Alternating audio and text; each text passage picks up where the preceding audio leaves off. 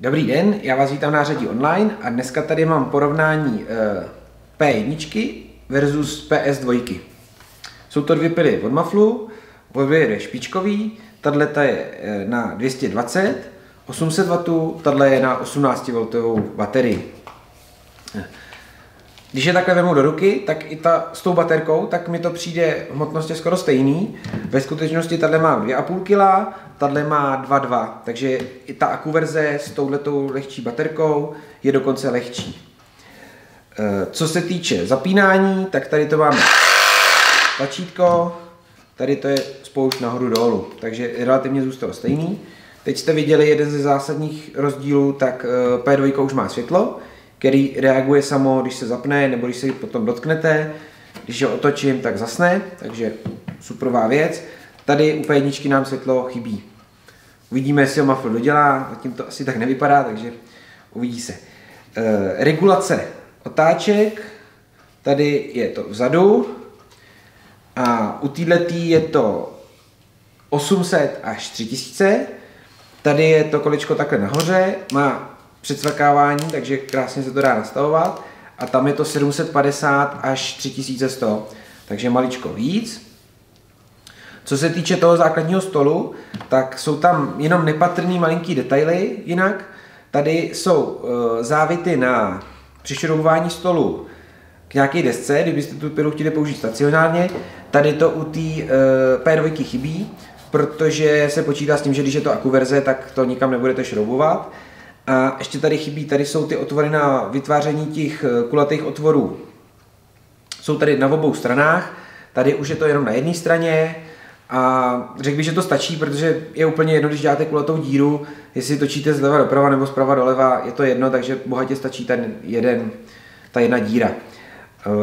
Ten stůl je maličko lehčí, přitom pevnost zůstala stejná, díky tomu vlastně ta pila, oni se ji snažili co nejvíc odlehčit. Takže to je jedna z věcí. Předkmit, tady jsou 3 polohy, tady je jich víc, ale řekl bych, že to zase ty 3 polohy bohatě stačí, jo, nevím, myslím si, že ten předkmit dává každý buď naplno nebo na to, takže tam bych se toho nebál. Ještě vyndavání plátku, tady to je přes tohleto táhlo, tady je to řešený takhle dole. Trošku jsem tady z toho měl strach, ale je to udělané masivně, funguje to super.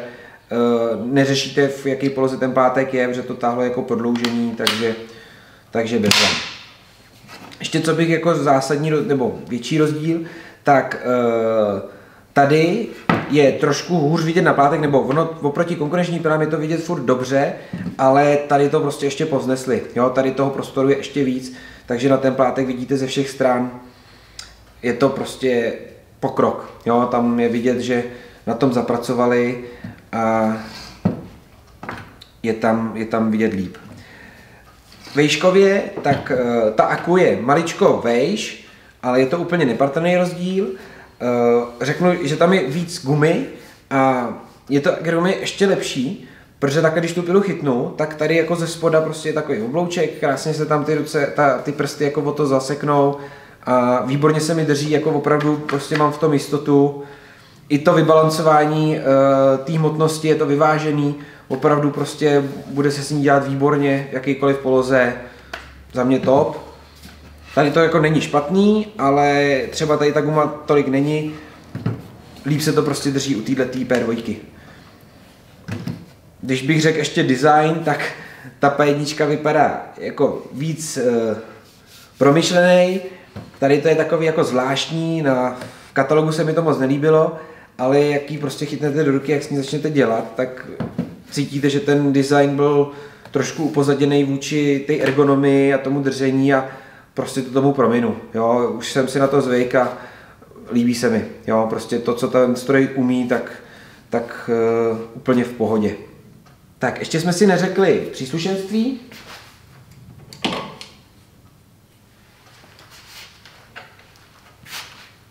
To tam zůstalo skoro stejný.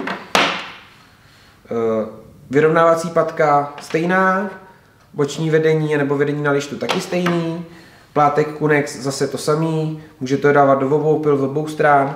Odsávání, tak u P1 je jenom tohle, U té P2 kvůli baterce musíte udělat takovýhle mezikus, takže tam cvaknete, je to v základním balení, takže se nemusíte bát, že byste to museli dokupovat. A je to takhle trošku prodloužený. A ještě si ukážem naklápěcí stůl, ten se pořád dokupuje, není v základu a ten je zase totožný. Tady ještě takový malinký detail, tak tady je to červený, tady je to černý, tohleto nastavování toho bočního dorazu, ale to je opravdu úplně malinký detail. P1 se dodává v T-Locku v tom nejnižším, PS2 je ve vyšším kufru, v T-Maxu a tam je to myslím 178 označení, aby se tam prostě vyšla baterka a nabíječka, což dává smysl. Takže to je ohledně toho porovnání těch pil ode mě vše, děkuji za pozornost a u dalšího videa nashledanou.